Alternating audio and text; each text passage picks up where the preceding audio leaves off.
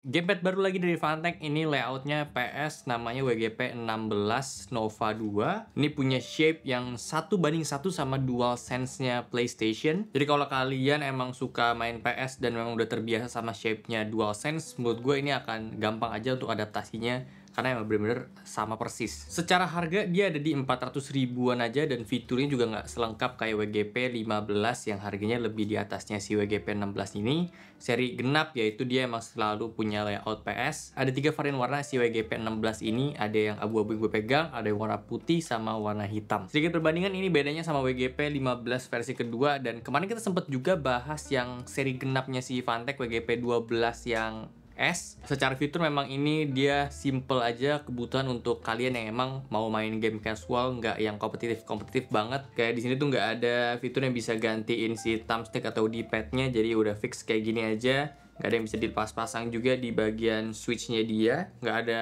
quick trigger switch di bagian belakang juga. Jadi ada triggernya cuma satu jenis aja kayak gini kedalamannya. Yang memang fitur-fitur itu tuh nggak semua orang butuh ya. Yang menurut gue paling penting sih gamepad adalah soal grip dan ketahanannya sih ya. Kayak contoh di sini analog dia udah pakai Hall effect, di trigger juga udah pakai Hall effect, jadi bisa meminimalisir resiko drifting juga. Analog di sini dia udah pakai Hall effect-nya punyanya Gulikit. Circularity-nya aman dan ada dua mode juga yang bisa kalian pilih, ada yang kotak, ada yang radial. Kalau amit-amit unit kalian itu kurang perfect di tengah di bagian analognya, ya kalian bisa kalibrasi dulu aja karena itu emang ngebantu banget. Kadang setiap gue review gamepad ada aja yang memang nggak persis setengah, tapi setelah dikalibrasi pasti akan jauh lebih baik gitu. Untuk resistance-nya ini standar aja, nggak berat banget, nggak ringan banget juga. Dead zone-nya minim, responsif juga, termasuk di bagian trigger gue nggak ada nemu gap yang jauh banget gitu ya. Jadi kalau untuk main game balap juga ini udah enak. Untuk button lain yang tentu gue ngerasa ada beda sama layout Xbox itu di bagian face button-nya dia. Face buttonnya PS emang lebih jarang-jarang kayak gini, lebih keluar dibanding yang Xbox. Kalau kita lihat yang DualSense juga sama kayak gitu. Tapi karena ini hybrid bentuknya PS tapi support sama PC, makanya face button juga di sini dibikin dua jenis gitu ya. ABX itu tetap ada nyambung sama pattern-patternnya PlayStation yang X kotak bulat segitiga. Untuk D-pad yang di sebelah kiri ini nggak kayak punyanya DualSense ya, jadi ini nyatu aja yang cross kayak gini kayak punyanya Xbox. Dia pakai membran di bagian face button dan D-pad. Satu-satunya mechanical di gamepad ini cuma ada di bagian bumpernya aja, L1 R1.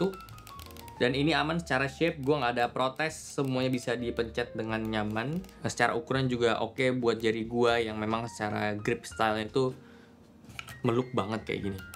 Di bagian tengah juga ini ada touchpad yang mirip kayak DualSense juga. Dia klaim kalau ini tuh ada fungsi untuk zoom in, zoom out. Cuman kalau di PC sih gue nggak bisa rasain fungsi tersebut ya. Coba bisa di tap sekali aja. Mungkin kalau di PS ini bisa berfungsi, cuma gue nggak tahu, nggak bisa tes karena gue nggak ada PS-nya. Untuk tombol start and select juga gue nggak ada komplain. Ini enak-enak aja secara posisi dan dia model yang panjang gitu ke bawah. Ada home button sama bawah ini ada turbo button, dan tentu kombinasi-kombinasi key di sini berfungsi. Dan untuk back button ini gue suka banget dibanding yang WGP 15. Lebih nyaman buat gue karena pencetnya ini lebih natural aja gitu sama style grip tangan kita. Berlaku juga tentunya untuk kombinasi-kombinasi key, bisa ubah mode input, ubah circularity analog yang tadi gue bilang, ubah fungsi face button dari ABX-nya jadi BAYX juga bisa. Jadi kalau main Nintendo Switch juga ini akan lebih gampang. Bisa aktifin gyroscope sama bisa turbo button tentunya.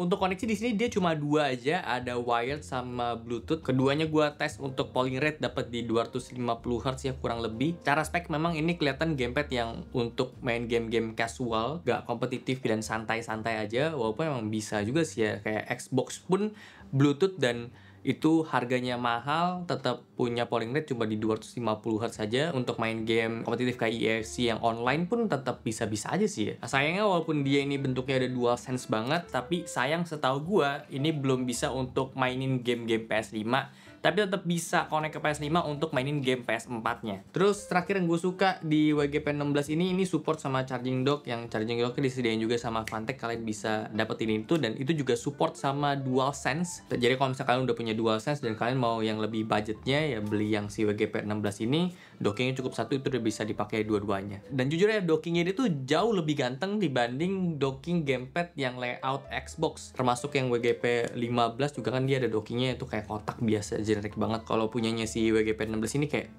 cakep banget sumpah. Itu sih yang bisa gue bahas ya, si WGP 16 ini Nova 2. Satu hal juga yang gue agak bingung sebenarnya, ini di bagian bawah home button dia tuh kayak ada bolong-bolong kayak speaker gitu, tapi gue nggak tahu fungsinya apa. Mungkin kalau kalian user PS ini bisa berfungsi, gue juga nggak tahu sih karena gue nggak ada PS-nya ya. Ada harga special launching juga di 409.000 untuk gamepadnya dan 518.000 untuk bundling gamepad dan docking chargingnya. Ya, jadi kalau kalian tertarik, gue udah taruh linknya di description box. Ini gamepad layout PS yang memang dia punya grip, punya body, punya shape itu persis ya 1:1 sama DualSense. Jadi buat kalian yang emang udah nyaman pakai DualSense harusnya nggak akan kendala ke sini. Tapi buat gue pribadi sih gue lebih tetap suka gamepad yang punya layout Xbox sih untuk di tangan gue. So segitu aja untuk video kali ini. Thank you banget udah nonton. Kalau suka boleh like, share, dan subscribe. Gue Okto, sampai jumpa di video selanjutnya. Terima kasih.